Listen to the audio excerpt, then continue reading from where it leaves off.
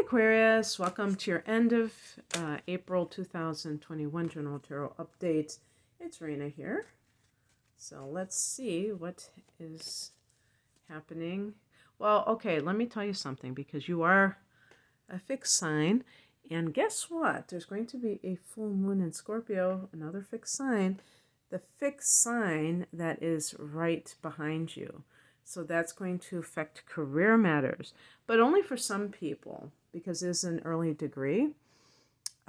So if I don't know how many people watch this for their rising sign, and I get people sometimes who write to me and say, "Is this for the sun sign or the rising sign?" The tarot is. I'm intending the tarot for the sun sign.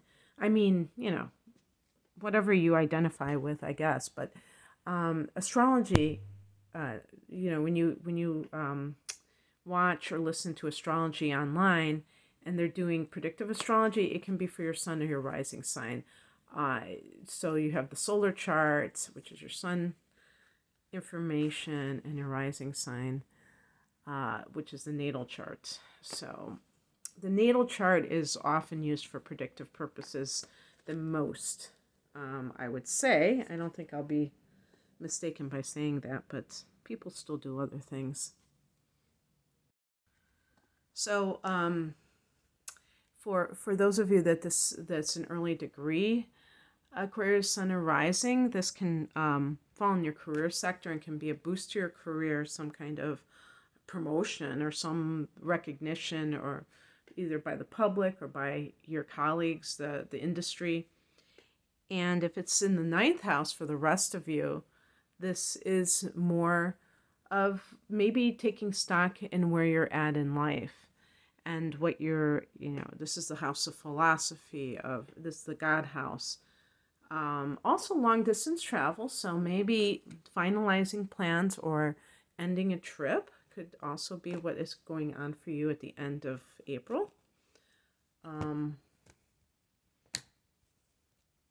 If you've had a bunch of snafus, it's funny, I got the Wheel of Fortune is connected to Jupiter, and Jupiter is the ruler of the 9th house. So there you go. There's your synchronicity for the day.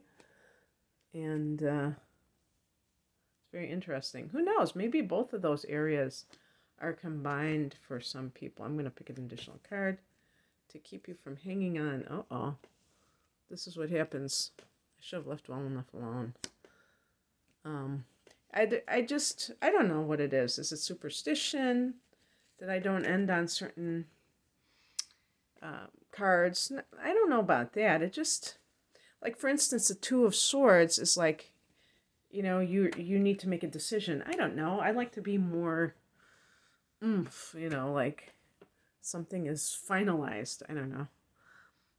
The heart of the matter is the Wheel of Fortune, and this is all about what cycles you're going through in life. Now, Aquarius, come on now.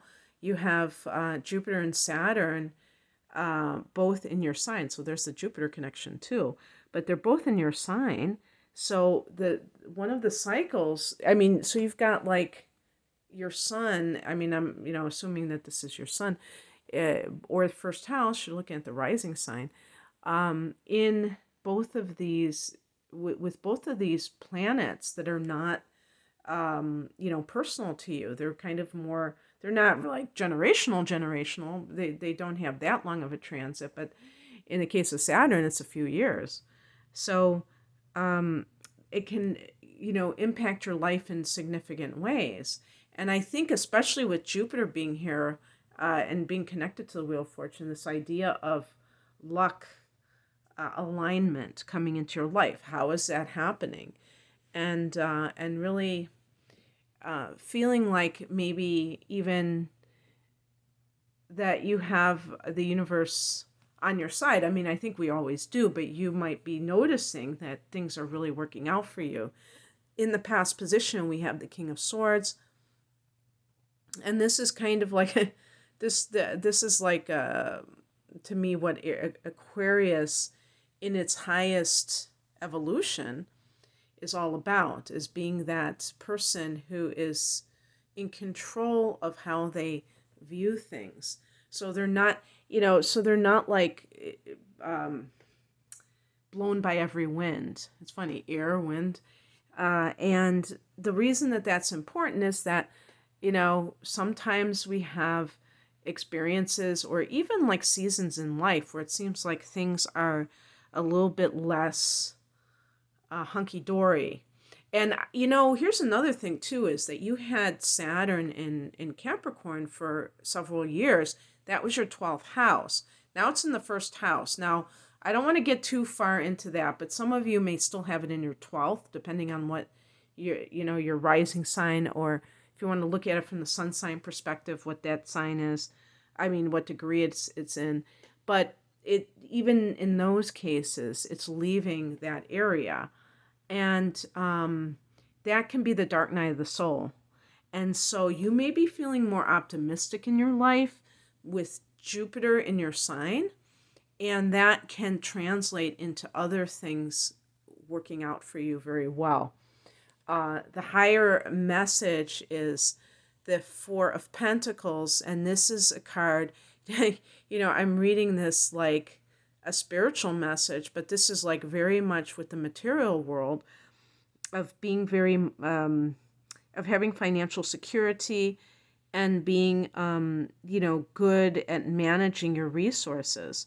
So in order to bring it up to a higher level and not just focus on the material aspect of it, how I would interpret this is that you have this area taken care of.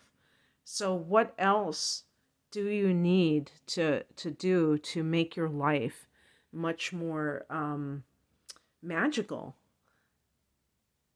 Have you focused on your material well-being and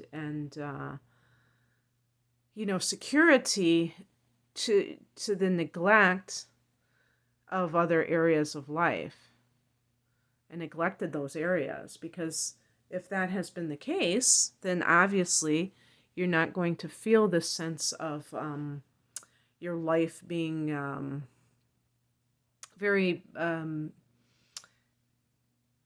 like a sense of fulfillment. Because I think with the Wheel of Fortune and the Jupiter connection, I think of, and talking about a lot of you having that full moon at the end of the month in the 9th house, it really can be, what is the meaning of life? What is the purpose of my life? And to me, that's what philosophy is all about, whether it's secular philosophy, or religious philosophy. It's like, why am I here? And, if people, there's that saying, the unexamined life is not worth living. Well, I don't really agree with that, because life is always worth living. Even if you don't examine it, you will eventually come across a realization within yourself that, wow, I should, even on your deathbed, I should have been more conscious, intentional about my life. Why did I just live on the surface of life? And even in that one moment, that can be a major value for your life as a whole, even if you live to be 100 and you have that one moment of realization. So, but you're here in this moment watching this video, so you have plenty of time to ponder these facts and ask yourself, like, where are you putting all your energy into? Is it like in the material, or is it in something that is more lasting than just this brief lifetime? I know that's kind of like a deep question for a 15-minute tarot reading, but you know what I mean. It's like, so what crosses you is the Page of Wands. Perhaps there is some kind of creative project or a like whatchamacallit, like a business that you would like to start, something like that, and you're kind of procrastinating. With the Four of Pentacles, you may be using money and the security of money as an excuse not to do something. When I think of signs and I think of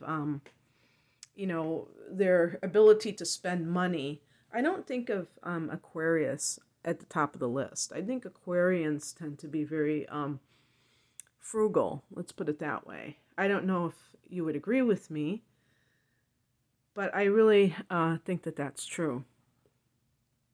And so that's, that can be a great habit, to be able to save money, to be able to like resist temptation of spending money.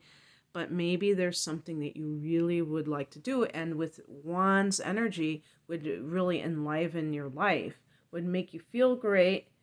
Not just, a quick fix, but something that you really have been wanting to do, but you haven't gotten started yet.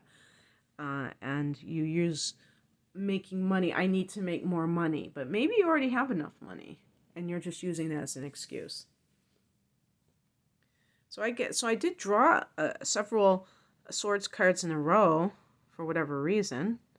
What's coming in? The Knight of Swords. And I also feel like in if you're having a personal relationship and you're with someone who is very emotionally shut down, maybe they are the King of Swords. Swords relates to air signs, so Aquarius, Libra, and Gemini, but it can also relate to conflict and also the intellect and things like that. Lack of emotional involvement. So with the King of Swords, this could be a person who's closed off to their emotions and things like that. And that person, if you're involved with such a person, you may feel like they don't really care about you, that they're insensitive to your needs and things like that.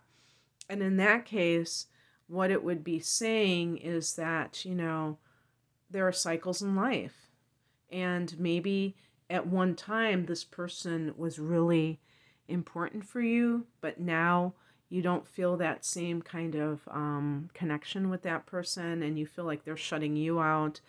And of course, it certainly is good to have open communication. So if you're just assuming something and they're just assuming something, that could be creating the problems. But other than that, just not being on the same page with your life, and just kind of, this happens in relationships, especially if you've had children and you're like in maybe having an empty nest situation, and you see that contrast where now your life doesn't feel like there's a lot of connection with that person. It was all with the children. That's really what you had in common, and that can feel very cold, So the Knight of Swords can be you maybe being more bold when it comes to communication, maybe channeling it with writing.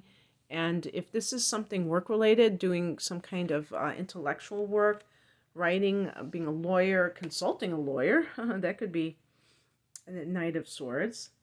You have a choice to make. And the person has blinders on, so are they going to make a good choice with blinders on? You tell me. Does that sound like, you have to take off those blinders in order to make a good choice about a situation, so you have to be willing and able to do that. And sometimes people are not willing to, because it just is too upsetting to even contemplate. Also, being a fixed sign, you might like that familiarity, that sense of constancy that is inherent. So the card I picked as the outcome, well, that was one of the outcomes, but it's actually, to me, kind of like advice too, is deciding to make a choice, or not really advice, but what you need to do. And then we have the Ten of Swords, and actually this card can mean that it's an end of a difficult chapter in your life or a season in your life. I picked an additional card, and I got the Empress. Now the Empress is connected with love, so it makes me wonder if the Page of Wands is somebody else that you have met. And maybe this person, let's say they are a fire sign, like your opposite sign, Leo or Sag, my sun sign, or Aries. This person may be a stark contrast to that King of Swords. Or if that's you being the King of Swords, where you're protective of your energy because you're just trying to stay in your mind, because you're dealing with somebody who just keeps breaking your heart or just doesn't seem to understand you. The Empress is about love coming into your life, but also creativity. And this is a card of abundance too. So financial situations are not negatively impacted with this card. So yeah, that's what I have for you, Aquarius. I hope that you enjoyed this. If you'd like a personal reading, natal chart interpretation, I'm doing double readings now. A lot of my readings now are double readings because I'm offering special prices for, the interpretation plus transits, deep dive, or natal chart interpretations plus transits is 1 hour, and then a full-length tarot reading for the other period of time, 45 minutes, whatever that is. And that's a whole enchilada, but I have separate readings as well. So check me out below at the link. I'm at rainamoonastrology.com. Take care. Bye.